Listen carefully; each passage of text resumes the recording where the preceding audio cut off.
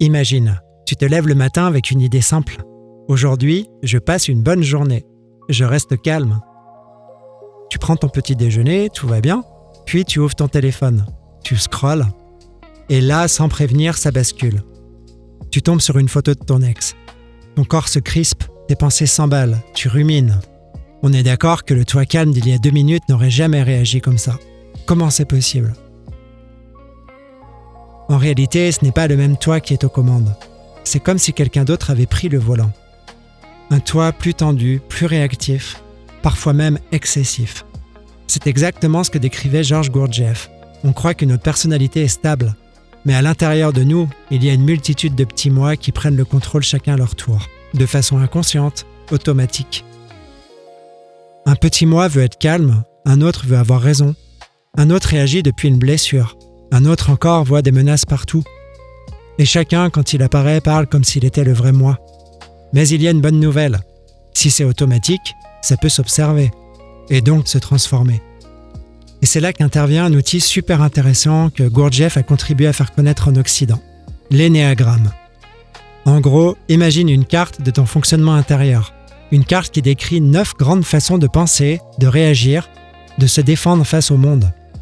Et surtout, 9 terrains où tous les petits moi reviennent en boucle. Dans cette vidéo, je te propose de découvrir cet outil fascinant qui va te permettre de mieux te connaître. Le but de cet exercice est simple.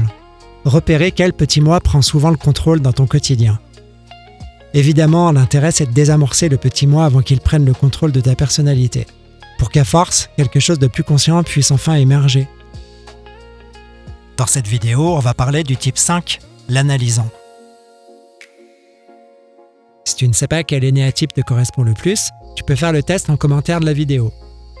Mets la vidéo sur pause, je t'attends. Alors ça y est, tu as ton type ? Le type 5 est quelqu'un d'authentique, mais émotionnellement, il est toujours en mode avion. Sa phrase préférée, c'est « Je t'aime beaucoup, mais reste à une distance raisonnable ». Le type 5 protège son énergie comme un dragon protège un trésor. Chaque interaction sociale lui coûte un pourcentage de batterie. Curieux, créatif, autonome, observateur, le type 5 analyse tout, tes paroles, tes gestes, le sens de la vie. Mais quand il va mal, il se transforme en escargot, il rentre dans sa carapace. Il se coupe des autres, il devient froid, distant, presque inaccessible. Le type 5 a donc un esprit brillant et profond. Mais le risque, c'est de briller dans le noir, d'observer la vie sans la vivre vraiment. Tu connais quelqu'un comme ça ? Voyons quels sont les petits moi du type 5. Le petit moi expert. Le type 5, c'est l'intello de la classe. Tu sais, celui qui est seul au premier rang avec les lunettes. Celui qu'on prend pour un faillot, discret mais efficace. Sa phrase préférée, c'est « Si je comprends, je maîtrise ». Alors, depuis sa planète lointaine, le 5 observe le monde comme un scientifique qui étudie une espèce étrange, appelée les gens. Il dévore les livres, regarde des documentaires à 2h du mat, et quand il daigne s'approcher de toi, ce n'est pas pour te claquer la bise, c'est pour t'expliquer comment les Inuits survivent sur la banquise, pourquoi les pieuvres ont 3 cœurs, ou corriger une anecdote que tu racontes depuis 2014. Parce que si tu dis quelque chose d'approximatif, le type 5 active immédiatement le mode expert. Il se transforme en Wikipédia. Il source, il argumente, il te reprend, il te corrige. Et toi, tu te retrouves à passer une thèse devant un jury. Dans une version extrême, ce petit moi expert devient un peu ridicule et franchement agaçant. Le genre qui reste à distance du monde réel, mais qui donne quand même des conseils à tout le monde. Pour le type 5, le plus grand risque, c'est de voir que tout lui échappe, qu'il ne maîtrise plus rien. Là, il repart sur sa planète. Et c'est silence radio jusqu'à nouvel ordre. Le petit moi solitaire. Même quand il daigne descendre de sa planète, le type 5 semble discret, presque fuyant. Il faut dire que pour lui, l'enfer, c'est les autres. Donc, pas question de passer chez lui à l'improviste. Ne lui fais surtout pas une grande déclaration d'amour. Ça risquerait de beaucoup le gêner. En fait, pour le 5, partager son intimité, c'est très compliqué. Il protège son monde intérieur comme si c'était un dossier secret défense. En groupe, il observe plus qu'il ne participe. Et pendant que certains parlent pour remplir le silence, lui, il analyse les gens comme un documentaire animalier. Et si tu lui demandes « À quoi tu penses ?», tu as 90% de chances d'obtenir « À rien ». ce qui est faux évidemment. Mais dans sa version dégradée, ce petit moi solitaire devient de l'isolement. Le 5 espace les interactions sociales. Il disparaît émotionnellement, comme s'il regardait la vie derrière une vitre.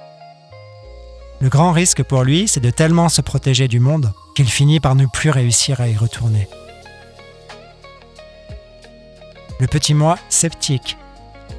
Puisque le 5 a besoin d'analyser pour mieux maîtriser, il se méfie de tout, parfois même de son propre raisonnement. Avant de prendre une décision, il pèse le pour et le contre. Il étudie les statistiques. Et il finit par demander 10 fois à ChatGPT pour être sûr. Du coup, pendant que les autres foncent, le type 5 observe. Il analyse les failles, anticipe les problèmes. Il imagine les scénarios catastrophes, avec la précision d'un ingénieur parano. Mais à force de vouloir tout comprendre avant d'agir, le doute le paralyse. Le type 5 se fige.